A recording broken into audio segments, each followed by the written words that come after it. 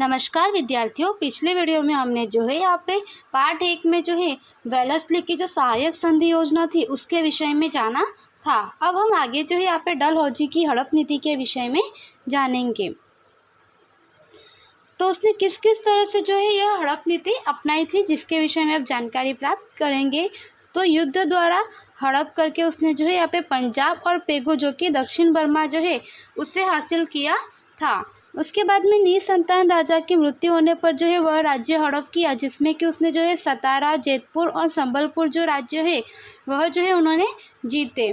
उसके बाद ही प्रशासनिक अव्यवस्था के बहाने भी जो है उन्होंने हड़प की नीति रखी थी, जिसमें कि उन्होंने अवध को जो है हड़प किया और कर्ज की वसूली के बहाने की जो हड़प है उसमें उन्होंने निज़ाम का जो है बराड़ प्रांत वह हड़प किया।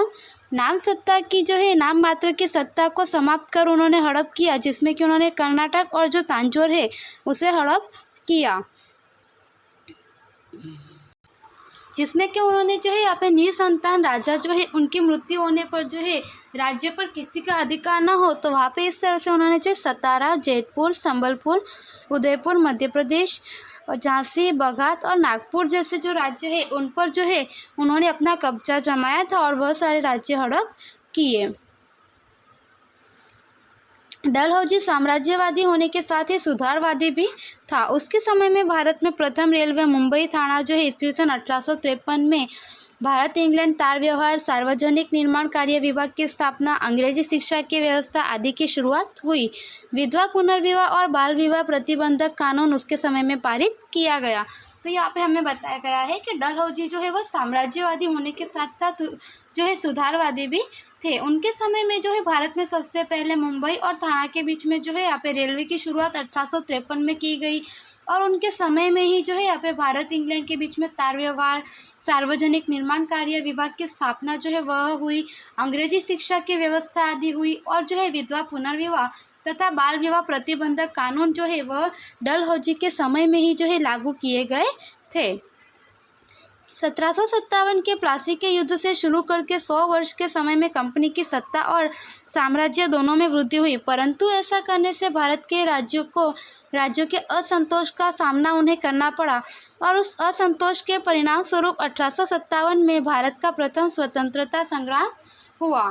तो यहाँ पे हमें बताया कि 1757 में जो है प्लासी का युद्ध शुरू होकर बाद के 100 वर्ष के समय में जो है कंपनी की सत्ता और साम्राज्य दोनों में वृद्धि हुई, परंतु ऐसा करने से भारत के जो दूसरे राज्यों थे उन सभी राज्यों में असंतोष का सामना भी जो है यहाँ पे उन्हें करना पड़ा और इस असंतोष के परिणाम स्वरूप जो है 1857 में भारत में जो है प्रथम स्वतंत्रता संग्राम हुआ। कंपनी शासन का आर्थिक प्रभाव। तो यहाँ पे हमें बताया गया है कि कंपनी शासन का आर्थिक प्रभाव क्या हुआ भारत पर। जब हम कंपनी शासन का विवरण तैयार करते हैं तब ख्याल आता है कि भारत देश जो सदियों से विश्व के देशों में आर्थिक रूप से गौरवपूर्ण स्थान रखता था, वह कंपनी शासन के 100 वर्ष के शासनकाल में इंग्लैंड के लिए कच्चा माल पैदा करने वाला और कारखानों में तैयार माल के लिए बाजार की आवश्यकता पूरा करने वाला देश बन गया। बंगाल 1708 से 1756 तक कच्चा रेशम, चीनी, सन तथा मलमल का निर्यात करता था, परंतु द्विमुखी शासन पद्धति के बाद बंगाल की आर्थिक चमक जो है वह धुंधली पड़ गई। तो यहाँ पे हमें क्या बताया कि कंपनी शासन का विवरण अगर हम तैयार करते हैं तो हमें यह जो है विचार आता है कि आर्थिक रूप से भारत जो है वह कई वर्षों से जो है विश्व के देशों में जो है अद्वितीय स्थान रखता है, गौरवपूर्ण स्थान रखता है और वह कंपनी शासन के 100 वर्ष के शासनकाल में जो है इंग्लैंड के लिए कच्चा माल पैदा करने वाला और जो है कारखानों में तैयार माल के लिए बाजार की आवश्यकता पूरी करने वाला देश बन गया था। और बंगाल में जो है यहाँ पे 1708 से 1756 तक जो है कच्चा रेशम, चीनी, सन तथा मलमल का निर्यात करता था, परंतु यहाँ पे द्विमुखी शासन पद्धति थी, जिसके कारण जो है बाद में बंगाल की आर्थिक व्यवस्था जो है वह उनकी जो चमक थी वह काफ़ी धुंधली पड़ चुकी थी। कंपनी की अन्यायपूर्ण महसूल नीति के कारण भारत के किसान बेहाल और कर्जदार बने। अंग्रेज सरकार ने इंग्लैंड के उद्योगों को विकसित करने के लिए भारत के उद्योग जो है कपड़ा उद्योग पर अन्यायपूर्ण आयात कर चुंगे लगाया और भारत के उद्योग धंधों को जो है कुचल डालने के लिए विविध अनुचित तौर तरीके अपनाए, जिससे कि भारत के उद्योग धंधे जो है बर्बाद हो गए। तो यहाँ पे क्या बताया कि कंपनी की जो अन्यायपूर्ण जो है महसूल नीति थी कि भारत के किसानों के पास से जो किस तरह से यह सारा वसूल किया जाए, जिससे कि जो किसान थे वे लोग बेहाल और यहाँ पे कर्जदार बन चुके थे। और अंग्रेज सरकार ने इंग्लैंड के उद्योगों को जो है विकसित करने के लिए भारत का जो कपड़ा उद्योग था उस पर जो अधिक आयात कर लगाया था और भारत के उद्योग धंधों को कुचल डालने के जो उन्होंने अनुचित तौर तरीके भी अपनाए थे, जिससे कि भारत के जो है धंधे उद्योग जो है वह बर्बाद हो गए थे और भारत के जो यहाँ पे कारीगर थे वे लोग गरीब और बेरोजगार बन गए थे।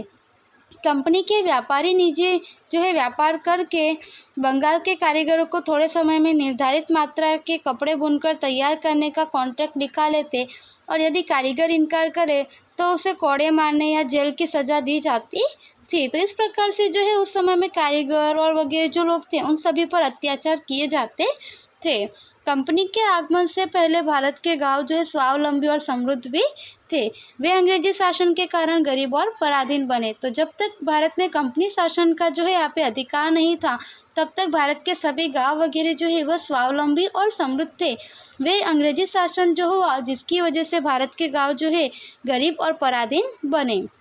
ईस्ट इंडिया कंपनी के शासनकाल में जो है भारत में मुंबई थाना के बीच रेलवे जो है प्रथम एवं इंग्लैंड भारत के बीच स्टीमर सेवा की शुरुआत हुई। मुंबई, मद्रास, चेन्नई, कोलकाता जैसे बड़े बंदरगाहों का विकास भी जो है उसी समय में हुआ था।